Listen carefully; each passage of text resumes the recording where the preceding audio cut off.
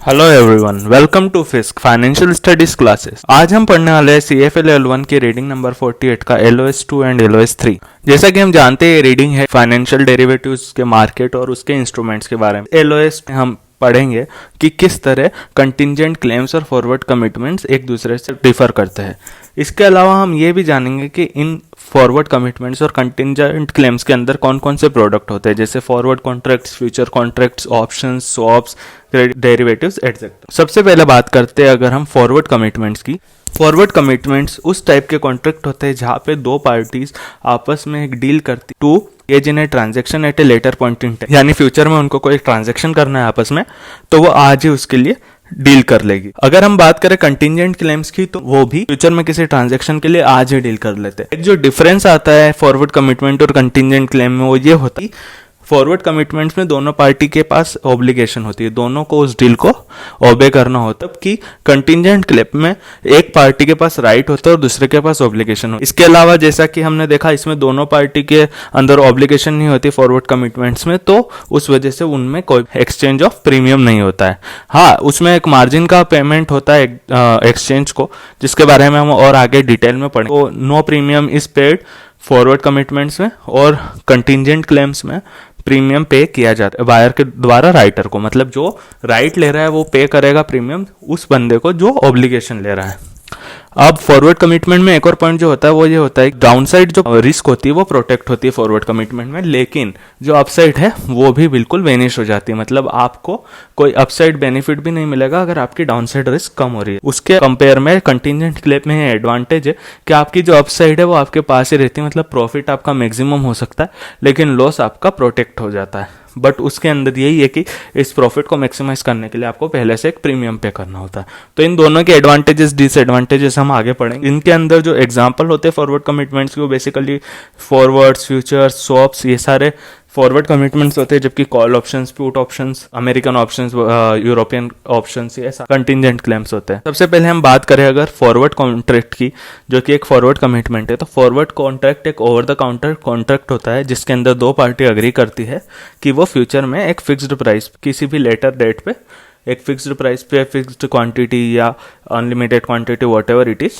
उसको ट्रांजैक्ट करेगी एक दूसरे के साथ, और इस तरह से वो कॉन्ट्रैक्ट साइन करते हैं या ओरल ऑब्लिगेशन में आ जाते हैं। फॉरवर्ड कॉन्ट्रैक्ट दो टाइप के होते हैं, एक तो होते हैं डिलीवरेबल फॉरवर्ड, दूसरे होते हैं कैश सेटल्ड फॉरवर्ड। तो डिलीवरेबल फॉरवर्ड का यह एग्जांपल जो हम देखेंगे उसके अंदर ये हमने जो पिछले LOS में देखा था, अगर आपने नहीं देखा है तो उस LOS का वीडियो यहाँ है, आप उस LOS को देख लीजिए, जिसके अंदर ये बताया गया है कि एक बिजनेसमैन को एक फार्मर से जब डील करनी होती है तो वो डिलीवरी लेता है क्रॉप की और उसको पे करता है। तो ये एक deliverable kind of forward. Deliverable forward में जो बंदा क्रॉप या जो भी अंडरलाइंग एसेट है उसको खरीदने वाला होता है उसको बोलते हैं लॉन्ग पोजीशन, और जो सेल करता है उस अंडरलाइंग एसेट को उसको बोलते हैं शॉर्ट पोजीशन।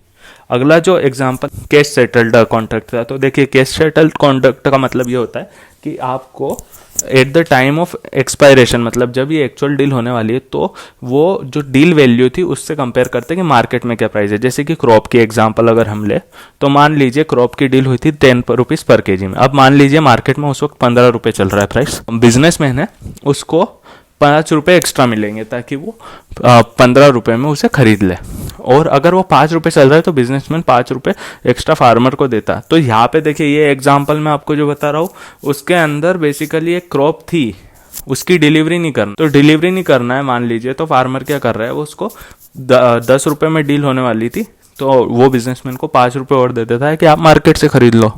उसी तरह अगर बिजनेसमैन को क्रॉप नहीं खरीदना थी तो वो क्या कर देता, लीजिए मार्केट प्राइस 5 है, तो बिजनेसमैन 5 रुपये और दे देता पर केजी पे, और कह देता कि आप 5 में मार्केट में बेच लो और 5 मुझसे ले लो, तो आपकी 10 की डील हो जाएगी।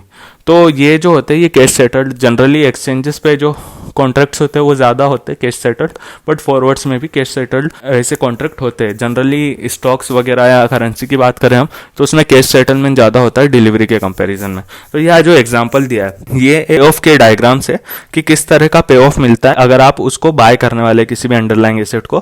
तो आप यहाँ देखिए कि ये जो ग्राफ है, ये जैसे जैसे स्टॉक प्राइस बढ़ रही है वैसे वैसे पे ऑफ बढ़ रहा है। अब उसका मतलब समझते हैं हम कि ये जो फॉर्मूला दिया है एस टी मतलब जो है वो है स्टॉक प्राइस। F0T जो है वो मतलब डील का जो प्राइस है, फ्यूचर्स प्राइस या फॉरवर्ड प्राइस जो उन्होंने डे 0 या इनिशिएशन ऑफ कॉन्ट्रैक्ट के टाइम पे सेटल की थी।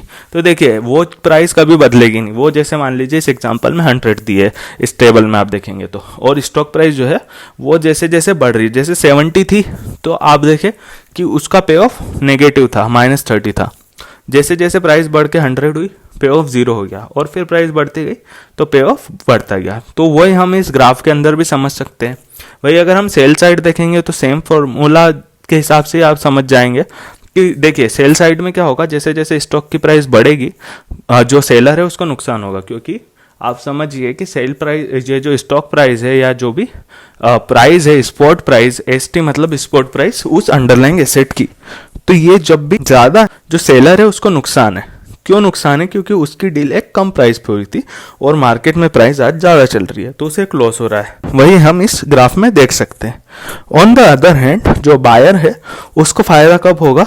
जब मार्केट की प्राइस ज़्यादा हो और उसकी डील की प्राइस कम हो। तो वो हम यहाँ पर दिख रहा है कि जैसे जैसे स्पॉट प्राइस बढ़ती है बायर का पे ऑफ बढ़ता है, सेलर का पे ऑफ घटता है। तो ये बात हो गई फॉरवर्ड कॉन्ट्रैक्ट्स की। अब बात करते हैं फ्यूचर्स की। तो देखिए ये बहुत ज़्यादा मैंने यहाँ पे टर्म्स वगैरह लिखी है, आप इसको पढ़ेंगे तो आपको और अच्छे से समझ में आ जाएगा।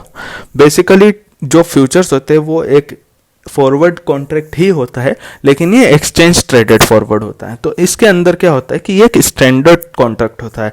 जिस तरह हम कस्टमाइज कर सकते हैं फॉरवर्ड को दो लोग आपस में मिलके, वो चीज़ आपको फ्यूचर्स में नहीं मिलती है। फ्यूचर्स के अंदर आपको जो एक्सचेंज में एक्चुअली में ट्रेड हो रहा है उसी टाइप का कॉन्ट्रैक्ट आपको खरीदना है, सेल करना पड़ता है। आप उसके अंदर अपनी चॉइस के हिसाब से उसके अंदर मूव नहीं कर सकते कुछ भी। अब इसके अंदर कुछ स्पेशल जो चीज़ें होती है जो फ्यूचर्स को फॉरवर्ड से अलग बताती है, वो क्या होती है? देखिए सबसे पहली बात जो अग्रीड अपॉन प्राइस होती है, जैसे वह फॉरवर्ड प्राइस है वैसे इसको फ्यूचर्स प्राइस कहते हैं। अब ये जो फ्यूचर्स प्राइस होती है इसके अंदर क्या होता है कि ये हर दिन चेंज होती है। जैसे फॉरवर्ड में क्या हुआ कि आपने एक the end of the day जो आपने प्राइस दी है वो आपकी डील वैल्यू रहेगी, लेकिन यहाँ पर क्या होता है फ्यूचर्स प्राइस हर दिन चेंज होती रहती है। और ये क्या होता है कि at the end of the day, at the end of the contract futures और स्पॉट प्राइस इक्वल हो जाती है। तो जो चेंजेस है फ्यूचर्स प्राइस के, क्लियरिंग हाउस क्या करता है उसको, क्लियरिंग हाउस मतलब जो इस कॉन्ट्रैक्ट्स को क्लियर करते, जो सेटलमेंट करते, वो इसमें डेली सेटलमेंट करते, मतलब इसको मार्केट के हिसाब से फ्यूचर्स प्राइस को चेंज करते रहते। अभी आपको मेरी बात ये समझ नहीं आ रही होगी, बट हम जो यहाँ नीचे एग्जाम्पल दिया जब उस पर जाएंगे तो आपको धीरे धीरे अच्छे से समझ में आएगी। तो बेसिकली बात ये हुई कि हमारे पास एक फ्यूचर्स था, उसकी मान लीजिए प्राइस थी 120 फ्यूचर्स की प्राइस है, तो हर दिन उसकी प्राइस चेंज हो सकती है। जैसे यहाँ पे 122 रही एक दिन ये 118 हो गई, ये सेटलमेंट प्राइस होती है जो कि उस पर्टिकुलर डे की प्राइस होती है at the end of the day. अब इसके अंदर क्या होता है कि ये प्राइस कम ज़्यादा कुछ भी हो सकती है। तो मान लीजिए प्राइस एक दिन 50 रुपये हो गई, अब 50 रुपये प्राइस हो गई, सामने वाला बंदा उसी दिन इसको कॉन्ट्रैक्ट को छोड़ के और भाग जाए। अगर मार्केट में प्राइस 50 हो गई तो जो बायर है वो भाग जाएगा कि मुझे ये 120 में खरीदना पड़ेगा, जबकि मार्केट में 50 मिल रहा है, वो उसी दिन लेके और चला जाएगा। तो इस तरह की चीज़ें होती है। तो इसको बचने के लिए क्या किया जाता है, एक मार्जिन एक्सचेंज अपने पास रखता है ओनर से। तो मार्जिन क्या कहलाती है? इनिशियल मार्जिन मतलब वो मनी जो स्टार्टिंग में एक पार्टी को पे करना होता है एक्सचेंज को। तो यहाँ जैसे कि आपको यहाँ एग्जांपल में दिख रहा है कि 120 रुपये की फ्यूचर्स प्राइस थी और इनिशियल मार्जिन जो है वो 10 रुपये। तो मतलब इनिशियल मार्जिन का मतलब कि एक ऐसा अमाउंट जो कि इनिशियली एक एज ए कोलेटरल टाइप रखा गया है एक्सचेंज के पास पार्टी के द्वारा।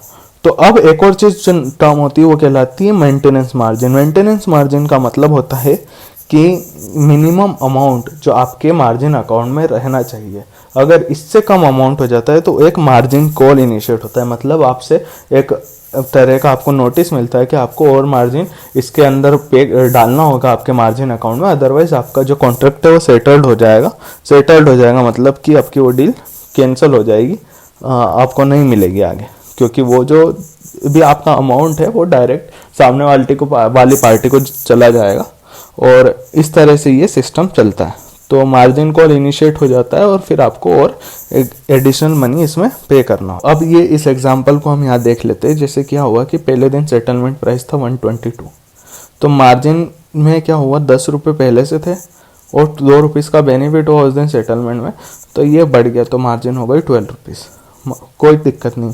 अगले दिन प्राइस हो गया 118, तो मार्जिन गिर गई हो गई 8 रुपीज़। फिर अगले दिन प्राइस और कम हो गया 176, तो यहाँ मार्जिन कॉल इनिशिएट हो गया।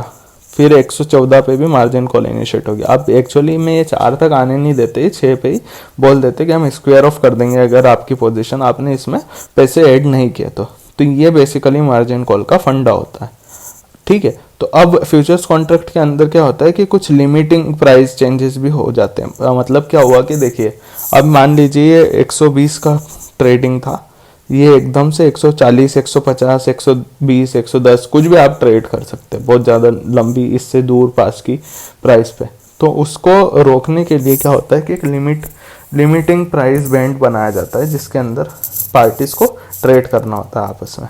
ठीक है, अगर वो पार्टीज आपस में उस लिमिट के अंदर ट्रेड नहीं करती तो ट्रेड बंद हो जाती और उस ट्रेड बंद होने को बोलते हैं लॉक्ड लिमिट। अगर प्राइस से ऊपर लिमिट अप का मतलब होता है कि प्राइस के अपर बैंड पे से ज़्यादा के प्राइस पे ट्रेडिंग हो रही है, और अगर लिमिट के जो बैंड है उसके कम पे प्राइस पे ट्रेडिंग होती है तो उसको बोलते हैं लोअर लिमिट। चाहे अपर लिमिट हो या लोअर लिमिट, दोनों में ट्रेडिंग स्टॉप हो जाती है। फिर जब उनको लगता है कि वापस बैंड के अंदर कुछ लोग ट्रेड करने लगे हैं, वापस ट्रेडिंग स्टार्ट होती है। तो ये एक फंडा है इसके अंदर फ्यूचर्स का। अगली जो चीज़ आती है ओपन इंटरेस्ट। ओपन इंटरेस्ट एक ऐसी टर्म है जो यूज़ होती है टोटल आउटस्टैंडिंग कॉन्ट्रैक्ट्स के बारे में। ऐसा मैंने पहले भी बताया कि स्पॉट जो होता है वो उस दिन की प्राइस होता है, फ्यूचर्स जो होता है वो सेटलमेंट डे की प्राइस मानी जाती है। तो at the end of the contract settlement उस दिन स्पॉट और प्राइस दोनों कन्वर्ज होकर बराबर हो जाती है। Thank you very much friends इस वीडियो को देखने के लिए। इसे ज़्यादा से ज़्यादा लोगों तक लाइक, सब्सक्राइब और शेयर करें और हमें कमेंट करके बताएं कि हम इस वीडियो को किस तरह इम्प्रूव कर सकते हैं। Thank you very much.